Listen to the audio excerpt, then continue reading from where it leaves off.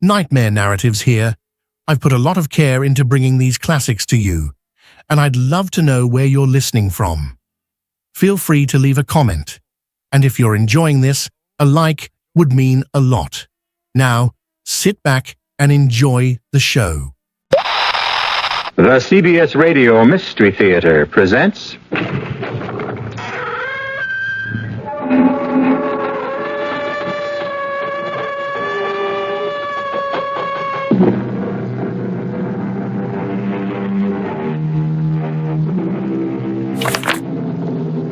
Come in. Welcome. I'm E.G. Marshall. Welcome to the world of terrifying imagination. Once upon a time, there was a poor and common man named Matthew Mall, who owned a couple of acres that were desired by a rich and titled man named Colonel Pinchian, who wished to build a house on the property. Since the colonel could not acquire the land by lawful means, he took others.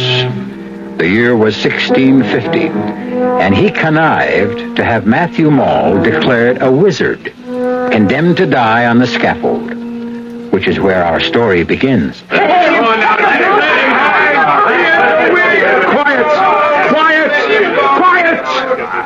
You have not heard the last of Matthew Mall. You or your children, or your children's children. In particular, you, Colonel Pynchon, and all the family who follows you. Look at him, everyone, as a dying man makes a promise. Colonel Pynchon, God will give you and yours blood to drink.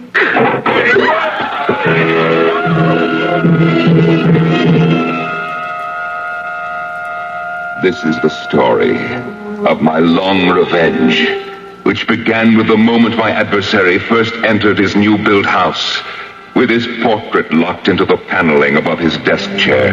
For there, the first of the Pynchons, the Colonel Pynchon who sent me to my death, was found dead, drowned in his own blood.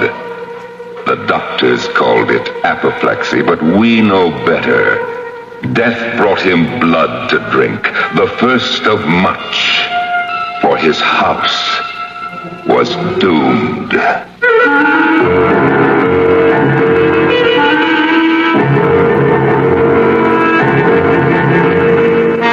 Our mystery drama, The House of the Seven Gables, was especially adapted from the Nathaniel Hawthorne classic for the Mystery Theater by Ian Martin and stars Norman Rose. It is sponsored in part by Sign-Off, the Sinus Medicines, and Anheuser-Busch Incorporated, brewers of Budweiser. I'll be back shortly with Act One. Buick introduces a new concept for you to consider in light of all the concern about miles per gallon. Range. Range is what you get when you multiply the mileage your car gets per gallon by the number of gallons your car's gas tank holds. Range is one of the things that help make Buick Apollo such a special small car. It comes from coupling the Apollo's economical 6-cylinder engine with a standard 21-gallon gas tank. It holds a lot, but it doesn't use a lot. Look into the Apollo. It's the Buick of small cars. Hello, this is Goldilocks. It seemed like only yesterday that I was a little girl tasting porridge. You know, this one's too hot. This one's too cold. And now I conduct taste tests on diet drinks. And there's one I must tell you about. Sugar-free Diet 7-Up. It has a fresh, natural, delicious taste. It drives my taste-o-meter crazy.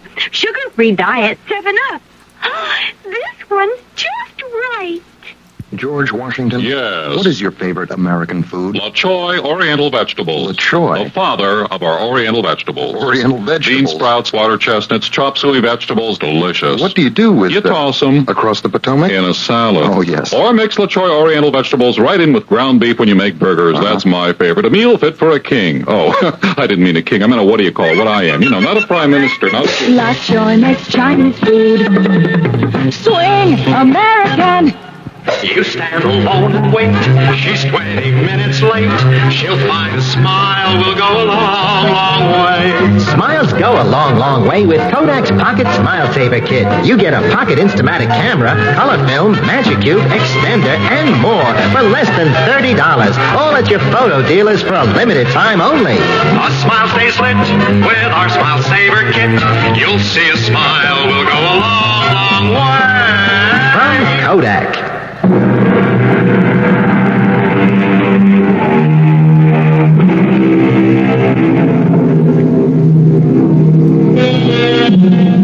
Halfway down a by street in one of our New England towns stands a rusty wooden house with 7 acutely peaked gables facing towards various points of the compass and a huge clustered chimney in the midst. So begins the second novel written by Nathaniel Hawthorne. And to tell you the rest of it, here is the tortured, uneasy spirit of the wizard Matthew Mall, who died before his time and left a curse that endured for over 2 centuries. 38 years in my grave, and yet I rise from it as casually as an ordinary man from his bed. I am seen as easily at noon as I am by the witching hour. I am an extraordinarily pestilent ghost, and I have left an estate which will mangle and torture and destroy at last the whole clan of Pinchins. Shall we take a case in point? Yes? Well, what is it? You sent for me, Mr. Pynchon. The name is Matthew Mall, son of him who built this house for your grandfather, grandson of the rightful proprietor of your soil. Oh, the ancient dispute. That matter has been settled by competent legal authorities. In favor of the family Pynchon. Self-evidently. I am in residence and you are not. Then stay here and rot. A moment, Mr. Mall. Will you attend me in the living room? At your request. To what purpose? Well, perhaps to our mutual interest. There's a legend that my family, that, to be precise, the same Colonel Pynchon who looks down on us from above the living room fireplace here, had a deed to certain vast real estate holdings from an Indian grant. Holdings of incalculable value. I've heard the story. Are you also aware that in the settlement of the estate, no deed was found to lay claim to them? Oh, yes. But his claim was on the verge of settlement when my grandfather died suddenly. In answer to my grandfather's curse. Of apoplexy. Which is, in non-medical terms, not far from literally drinking one's own blood. I did not bid you here to renew old quarrels, simply to make you a proposition. Very well, I'm listening. There's a rumor that whatever quarrel lay between our ancestors, yours was the one made the best bargain in the long run. By being hanged? However he died, he was only a step or two ahead of the Colonel. For while the Colonel won out in buying and owning the land Seven Gables stands on, he lost a kingdom when the deed to half the state of Massachusetts was lost. Or hidden. Mr. Pynchon, what is your proposition? Your father was the architect of this house. He might have secreted the paper somewhere or built some hidden chamber for them, which my ancestor, Colonel Pynchon, died suddenly to reveal. I would be willing to pay well for information leading to them. I cannot believe the Colonel would have concealed something that was not his to hide. But there might be a chance for you to recover those papers. How? I'll make a contract with you. This house and the property for the papers, if I can locate them. Oh, no, damn me, if I'll permit it. Did you say something, sir? No. Why? Well, I could have sworn I heard a voice. I'll meet your bargain if you can find the Indian grant. I'll need some help. I don't know where the papers are, or if they exist. I do know that to locate them, I need the help of a medium. I don't understand. You have a young daughter named Alice. Bring her here.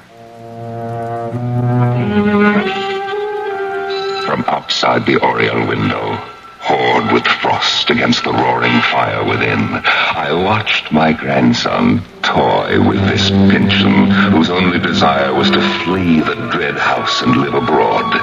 And by virtue of my right as a man taken before his time, I kept invading Matthew's mind and making it mine as far as I desired. My daughter, Alice, may I present Mr. Matthew Mall? My pleasure, Mr. Mole. Will you be seated? Father? Do as he asks. Very well. Now, I ask you to fix your eyes on mine. From the moment that gentle girl raised her eyes, she was ours, mine.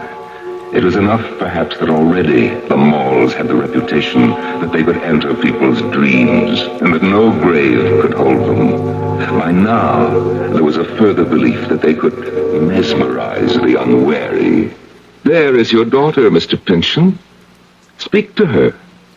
Alice! Alice, answer me! Oh, softly, softly, Mr. Pynchon. Is it my crime you have sold your daughter for the hope of getting back a sheet of yellow parchment? What would you do with her? Why, only as you asked. Use her as a medium to try to make you rich. How? You'll see. Unless you wish to call our barter deal off. No. But proceed in God's name. Very well. Listen to me, Alice Pynchon. Listen with your mind. Cast off your body. Think. Think back away through the years, but cling to me. Let him who holds the secret of the Indian land deeds come forth peaceably and without delay. Call him. I know not who he is. Then ask. Colonel Pynchon? Great-grandfather? Can you hear me? Can you hear me? Call on my grandfather, whom your great-grandfather hanged. Matthew Mole? Matthew Mole? Are you there? Speak. I hear you in the grave, Miss Pynchon. Oh, what rare sport to watch your father Gervais shivering in mortal dread, and you, my fine lady, no more responsible for your actions than a puppet. And my grandson, speaking words and using powers only I could confer on him. But the secret? The secret I am not yet ready to divulge.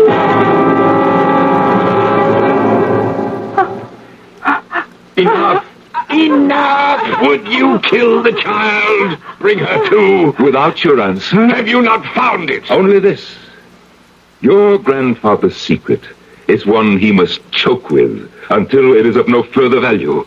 So, keep the House of Seven Gables. Wake my daughter from her trance. As far as I can. What mean you? Well, she will walk and live and breathe. But what, man? I meant no harm. I meant only to humble you and yours. I did not mean to steal her soul, but I'm afraid that is lost.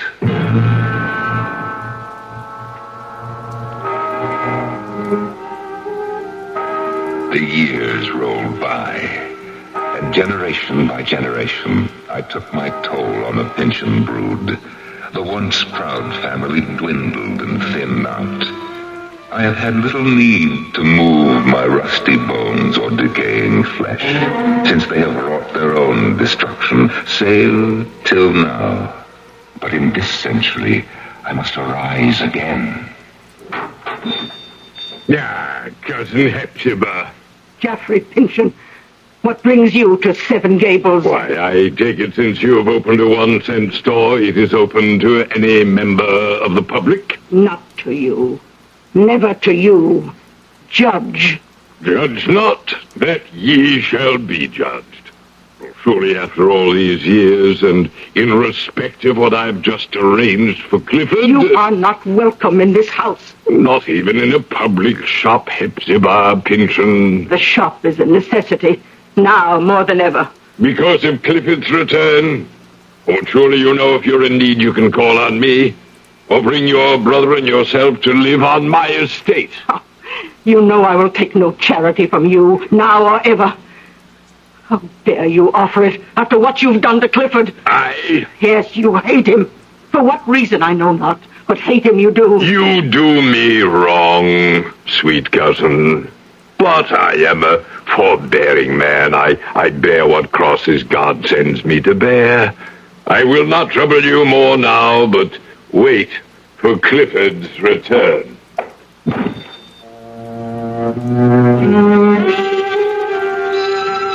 4 Pynchons are left. Nearsighted, angular, tall Hepzibah in her rusty black.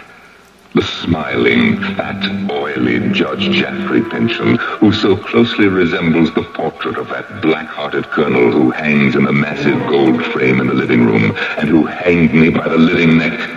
2 yet. We are still to meet. Bless my soul, the omnibus. It's stopping before my shop door. It can't be Clifford yet. No. And who is it? Cousin Hepzibah. Cousin Hepzibah. Oh, don't you know me? Cousin? Oh, no Pynchon ever looked as lovely as you, child. Cousin Hepzibah, you flatter me, but you can't deny it. I am your country cousin. And my mother sends you her love and regards and hopes my visit to you will not put you out. Your visit? You intend to stay? Didn't you get my mother's letter? No. I don't understand about the letter. Oh, it doesn't matter now. You're here. But, child, I don't see how you can stay. Oh, I don't expect to be a guest. I mean to earn my bread. I can find plenty to do, cousin. The garden and flowers and the chickens will keep me out in the open air, and I can't help in the shop. Please let me stay. But if you can stay at least the night. But in any case, the decision whether or not you remain at the House of Seven Gables is not up to me. Tomorrow, its master returns home. My brother Clifford, who is coming home at last. I think I remember my mother and father mentioning him, but as though he were dead. Where has he been? In prison. Prison? Why? For the murder of our uncle, the judge's father, Geoffrey Pynchon.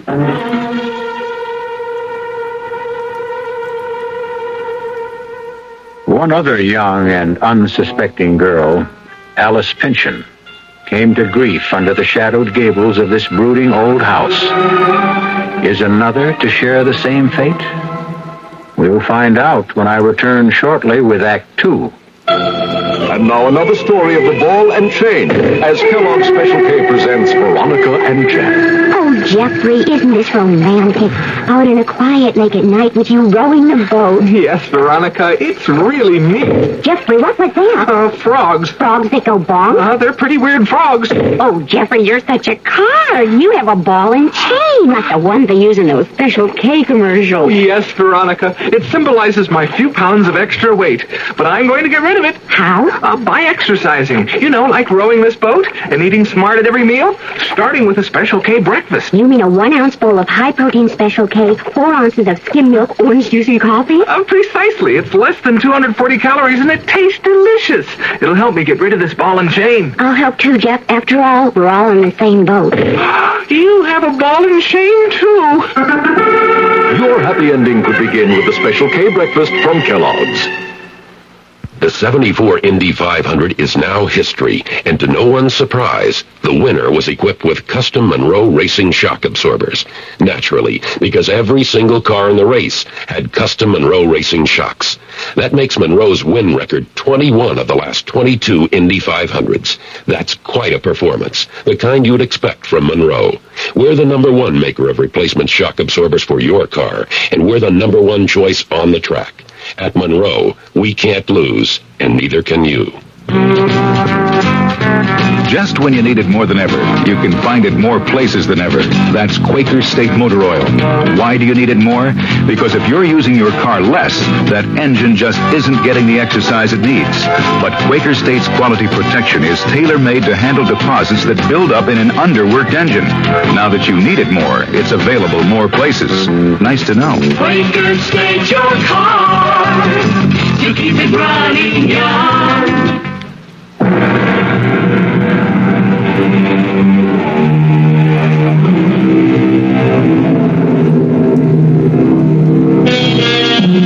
This is not my story, so let me quote from the man who first told it. The mysterious Clifford is about to return, and here is how he is foreshadowed in conversation between Miss Hepzibah Pynchon and the newly arrived Phoebe. 31 years ago, my uncle, master of this house, was found dead beneath the portrait of our ancestor, Colonel Pynchon. Death was accountable, the authorities decided, to a blow on the head. Since the desk in his private papers had been rifled, it was suspected that it was robbery and accidental murder committed to avoid discovery. By Cousin Clifford? Oh, I shall never believe that. Oh, you will see for yourself when he returns how gentle, sweet, unworldly. Oh, Clifford could never have been guilty. I'm sure from that kindly face you showed me in the miniature he was wrongly judged. No question of that. Just as I am sure that Cousin Jaffrey, why I cannot understand, was the one most instrumental in sending him there. How could that be? It was he who discovered Clifford by the rifle desk, our uncle lying on the... Oh, hush. Dear Cousin Hepzibah, think of the present and not on the past. Soon Cousin Clifford will be home again. But surely it grows very late if he is coming today. Well, you'd best off to bed.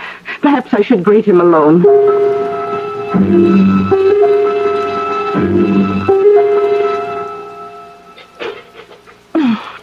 Oh, dear, how shall I manage? May I help, Cousin Hepzibah? I'm all thumbs when it comes to cookery. You see, I've lost whatever art I had all these years alone. And I wanted Clifford's first breakfast to be so tasty. You have a fire going bright enough to chase the morning dusk. Since the oven is hot, would you like me to bake an Indian cake? Oh, it was Clifford's favorite all those years ago. Well, then bake it I shall. What else can I do? Oh, the coffee. Real mocha, if you would grind it. We'll make a breakfast fit for a king. A tired, sad king, worn out by exile. Is he not well? You shall see for yourself soon enough, dear Phoebe. Oh, hush, he's coming. Let him see you first, Phoebe. He likes bright faces, and mine is all set in a scowl. Clifford, dear, let me help you. The weakness is locked inside Hepzibah. Nothing you or anyone can help. But we are not alone. No, he is Phoebe. Phoebe, Arthur's only child. You remember I told you about her last night. Phoebe Pynchon. Phoebe. Ah, Arthur's child. Yes, I forget. You are welcome. Thank you, Cousin Clifford. Oh, come sit here. Take this chair. Is this you, Hepzibah? How changed. How changed. And are you angry with me? Oh, why should I be angry? And why do you bend your brows so? Oh, Clifford, there is nothing but love here. If I scowl, it is only habit that has gone before. Cousin Hepzibah's only worried and concerned that you should be happy. Then why do we keep that odious picture on the wall? Why can't we... What is that sound? Why, that is... Phoebe, will you answer it? Of course. That is the tinkle of the shop bell. Shop bell? Yes, sir. Then, has Miss Hepzibah's shop opened under such favorable circumstances that she needs an assistant as attractive as you? I'm a cousin of hers, on a visit from the country. Well, in that case, I suspect you are a kinsman of mine. Let's see, oh, yes, little Phoebe Pinson. I am your kinsman, Judge Pinson, my little niece. Oh, surely I must pay you welcome. Oh, you resist me. I had not meant to. It's quite right, quite right. A young girl, especially a very pretty one, cannot but be chary of her lips. I did not mean to be unkind. Oh, I accept that. But are you afraid of something? Nothing I know of. I'll just step in and... What do you want, Geoffrey? Why, simply a short visit with... No. He cannot see visitors. I warn you to take care. Clifford is on the brink of a blacker fate than yet possessed him. I need to see him. No, Hepzibah. Don't let him in. Beg him on your knees if you must. Ask him to have mercy. Mercy. You heard. I heard. But must I... You will not let me see him. I want to protect him.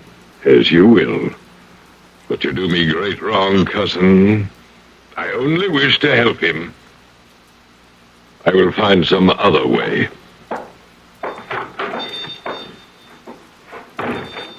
He seemed kind. Is his offer of help so wicked? Phoebe, he has a heart of iron. Oh, let me go back to rejoin my poor brother at breakfast. Of all of us, he's the one who most needs protection now.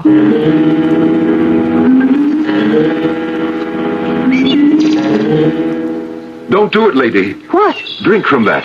Or even wash your face. I was only looking at my reflection in it. May I ask who you are, sir? Oh, forgive me. Miss Pinson has not mentioned me. Mr. Holgrave, the birder. The same, at your service. And you must be Miss Phoebe. Which gable is yours? Oh, my window is the one... Perhaps it is more seemly to ask the question of you, sir. By all means. I count mine the 7th, since it is by all odds the most remote and separate. See, up yonder, beyond the eaves. You live there all alone? A question hard to answer, Miss Phoebe. Why? In the house of the 7 Gables, is anyone truly alone? It's hard to tell whether the rats outnumber the ghosts, or vice versa. Then why pick it as a lodging by free will? If you must know, I can afford little, and the rent suits my purse. The house also suits my profession. Your profession? Mm-hmm. I'm a maker of daguerreotypes. How fascinating. Can you really point a machine at someone and make a likeness of them? I can. You doubt it? Why, it sounds like a kind of magic to me. Technically, in its way. But the result is a quite faithful reproduction of the subject. For example, this. Oh, you created this? I recreated this, shall we say. It is a likeness. Never mind the likeness. Miss Phoebe, look deeper. What kind of man is this? Why, by all effects, a man of probity, of kindness, of property. Is the picture that alone? Or can one look deeper? Not knowing the subject, I don't see how. Look at that eye. in the midst of a sunny countenance, speaking of an open heart, and yet observe carefully the cast in the eye, the line of jaw, the subtle twist of mouth. Here is the man, the true man, sly, subtle, imperious, hard, and withal as cold as ice. Do you recognize him now? Judge Pynchon. Still, there's some other resemblance. The daguerreotype is of the living judge. The resemblance is quite marked. Give or take the style of whisker, the fashion of cloth, the bloat of jowl, it could be the original Colonel Pynchon who choked on his own blood. Why have you this picture? For the same reason, I wish to have all the Pynchon clan. Miss Phoebe, will you sit for me sometime? All right. In any history, one must balance the good against the bad. Who are you? A recorder of history by choice. Miss Hepzibah's lodger by chance. Will you sit for my portrait of you? To what end? That is beyond my power to say at this moment. Only that I can promise you, you are safe from any harm. And what do I get out of it? Well, first, what you put into it. Second, a record of your beauty. And third... And third? No less than your future. One way or another. Then how can I refuse? My object was to make sure, as best I could, that you shouldn't. For once, I was resting more secure in my rotting grave. The urge to wander grasped me less.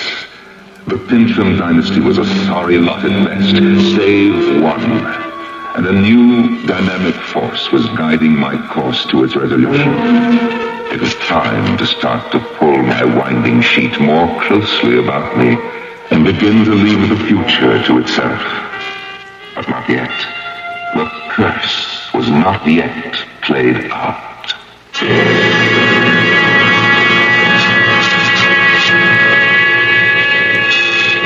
The mysterious Mr. Holdgrave. Who is he? What threat does he pose to Phoebe?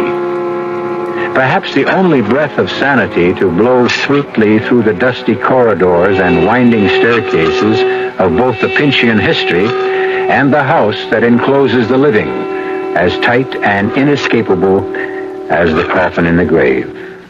We'll return shortly with Act 3.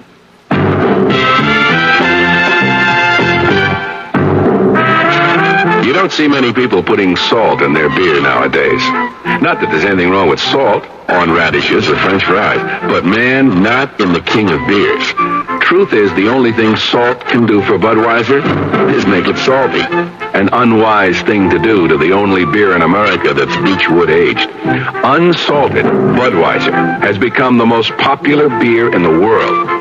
That's because in brewing Bud, the Budweiser brewmaster goes all the way for a taste, a smoothness, a drinkability you'll find in no other beer at any price.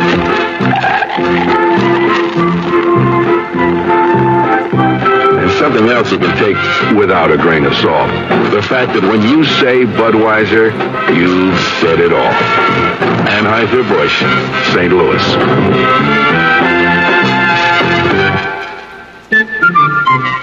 If you're serious about taking care of your lawn and garden, you're in for a lot of hard work. After all, it's nature itself you're trying to control. Hi, Frank Lieber here for True Value Hardware Stores. If there are ways around that work, well, you find them there. For instance, they have a Black & Decker Power Shrub and Hedge Trimmer with 13-inch double-edged blades. It trims on both back and forward strokes. It has 2 handles for balance control, and it's double insulated for electrical safety. Just $17.99. Another Black & Decker you'll find at True Value Hardware Stores is a deluxe lawn edger trimmer. The controls are up on top of the stand-up handle. The 8-inch blade cuts a 3/4-inch deep trench. It converts quickly into a trimmer, just $39.99. These Black & Decker tools give you 2 ways to get around hard work in the yard. And they're just a couple of the values that you'll find at the True Value Hardware Store nearest your home. Check the yellow pages.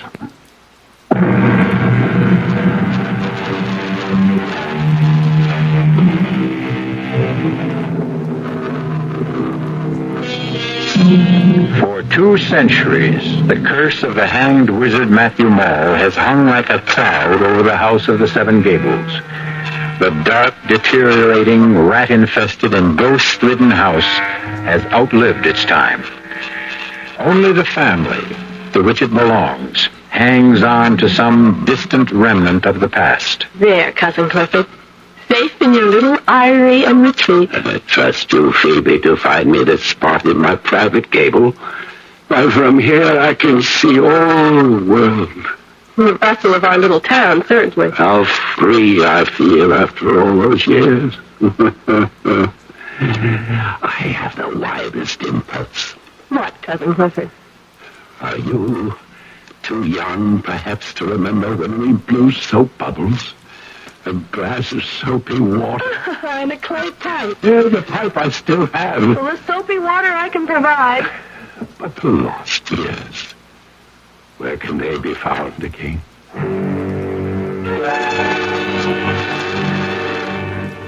I wish his life were more than a shadowed gable overlooking the street. Oh, Cousin Hepzibah, to watch the whole stream of life flow by is at least an introduction to the thought of returning to it. Ah, well, perhaps you're right. Here's your soapy water. Take it to him to blow bubbles.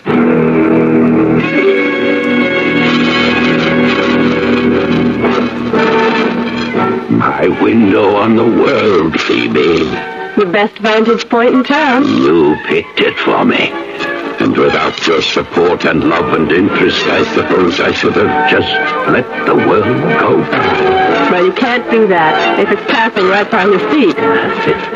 Dear little Phoebe, you almost make me human again.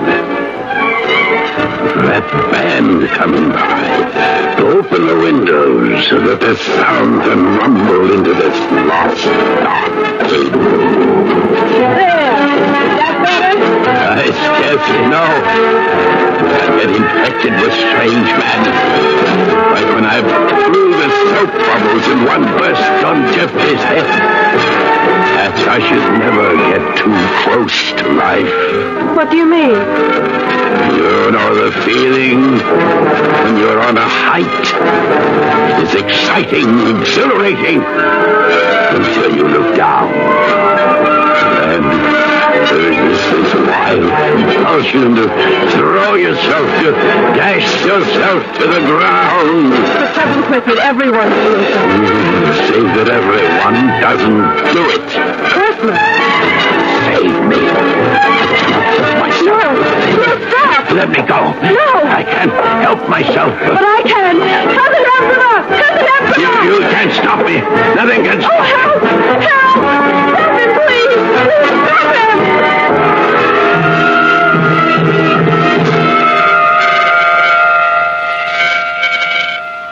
Good morning, Miss Phoebe. Mr. Holgrave, how can I thank you? For what? For answering to my cry? For helping me hold back my Cousin Clifford? It's only fortunate that I was nearby. I don't know how to explain. Why should any of us try to explain the human effort, drive, psyche? We all react to our impulses and dreams to a greater or lesser degree. Did your cousin really want to jump? I was with him. I could scarce hold him. Why would he pretend? Why, indeed. At least there was no disaster. I'm glad I was part of avoiding that. I can never thank you enough. How can I do something in return? Sit for me. Let me make a daguerreotype of you. That's simple enough. But why? I wish I felt myself free to answer that completely, but, well, at least one obvious reason. There should be some permanent record of your beauty. I'm afraid you overstate your case. Or my case. So I must admit that even if you would not half admit it, I would suspect you of some ulterior purpose. You never have quite trusted me, have you? It's just that I sense you are not quite what you seem to be. I don't know what I feel. What do you want my image for? To say that I want a record of the Pinson family. And that alone? No. My other purpose I must keep to myself. I could refuse. I hope you won't. It would be ungracious of me. I offered to do something in return for helping save Cousin Clifford's life. When? The sooner the better. There is a skylight in my gable room. The afternoon light would be perfect. If you'll meet me there at 5, I'll be ready for you. I never thought to see the day I would harbor any kindly thoughts for any Pincham. But I find I have it in my heart to accept poor, withered Hepzibah and the half-mad Clifford.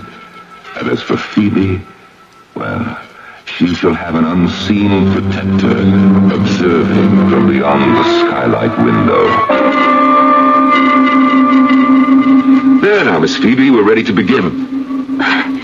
Should we not have the door open and the windows unshuttered? No. I want no other light source than what strikes across my shoulder to you from above. And we must catch it now. All right, are you ready?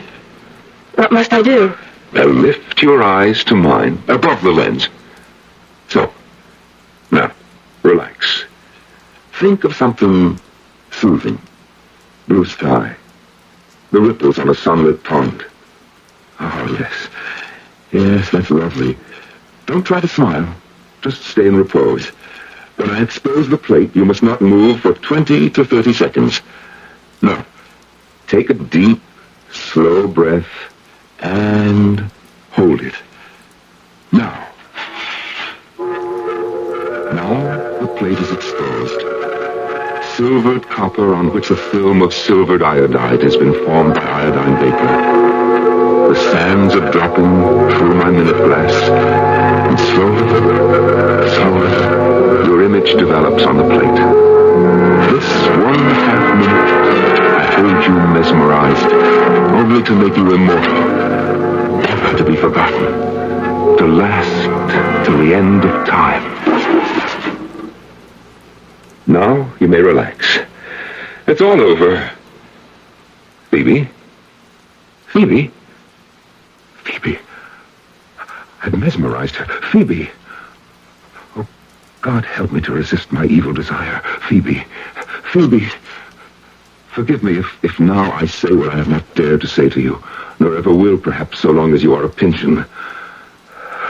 Phoebe, I love you. Love you with all my heart. Have loved you since that first moment I saw you in the garden.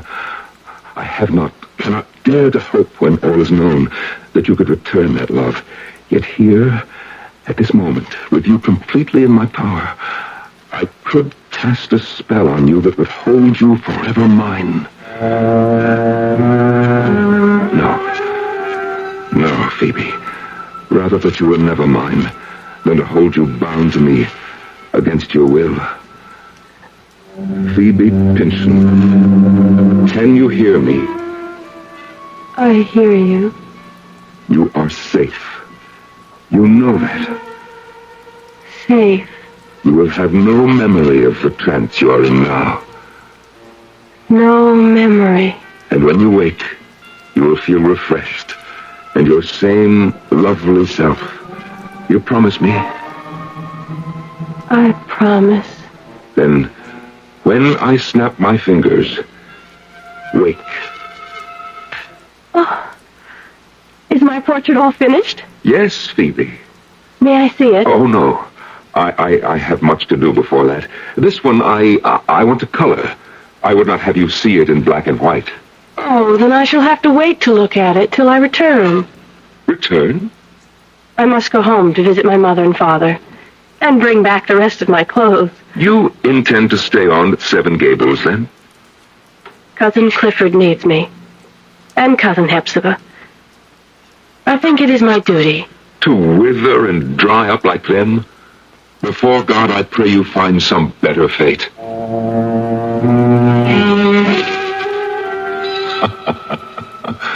Some better fate indeed.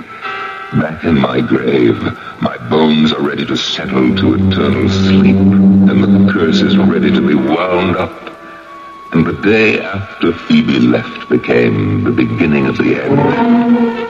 Look at him, striding along the street toward the 1-cent shop, The picture of the man who owns most of the world and who intends to clutch the rest of it to him.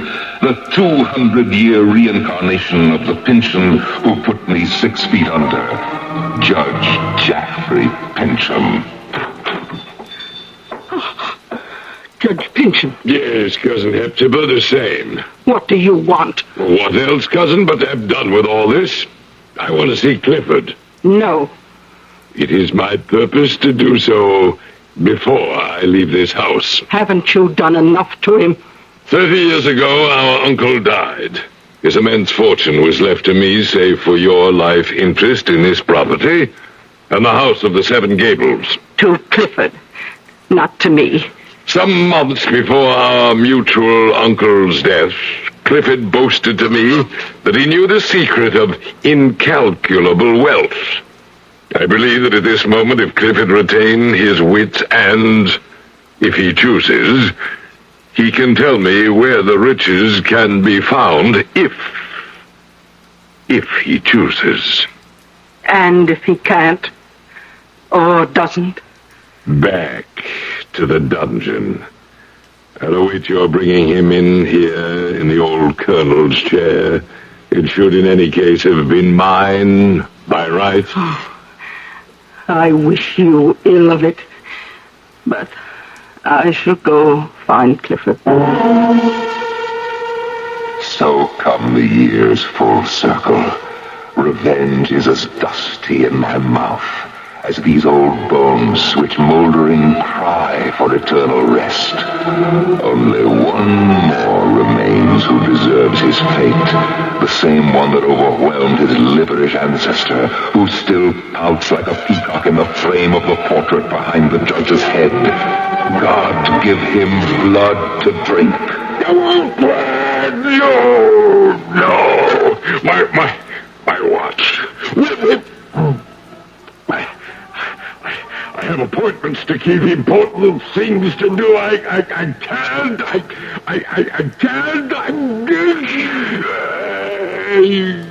Drink deep and die, and dies the curse with you.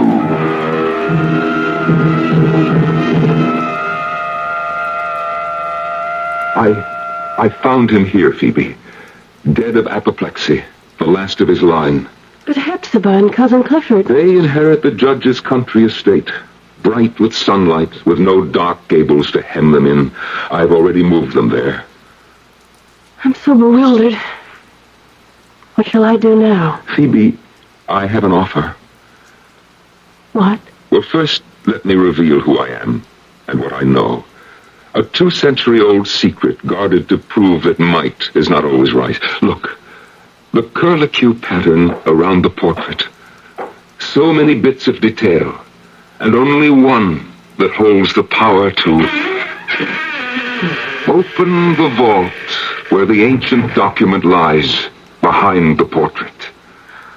All that blood for a piece of parchment, clothed in the dust of 200 years and not worth even the paper it's written on. A sad and silly secret handed down to me. But who are you?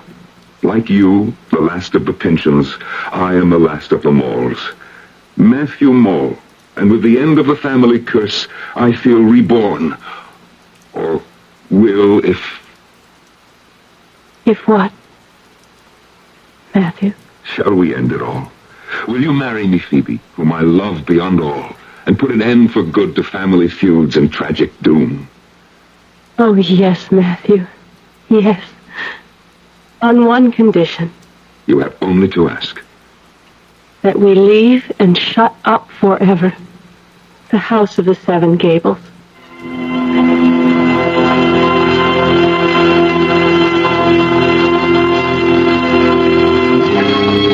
For several years, the house still stood. There were those who, passing it after dark, swore they could hear the tinkle of the harpsichord Alice Pynchon once used to play, the sound of the 1-cent shop bell, the cough of a man choking. But in a very few years, this had little of flesh or blood left in it, like all legends about haunted houses. This one's only special claim to fame was that it had, if you counted them, 7 gables. I'll be back shortly. Radio Mystery Theater was sponsored in part by Buick Motor Division, the Kellogg Company, makers of Kellogg's Special K cereal, and new sugar-free Diet 7-Up. This is E.G. Marshall inviting you to return to our Mystery Theater for another adventure in the macabre. Until next time, pleasant dreams.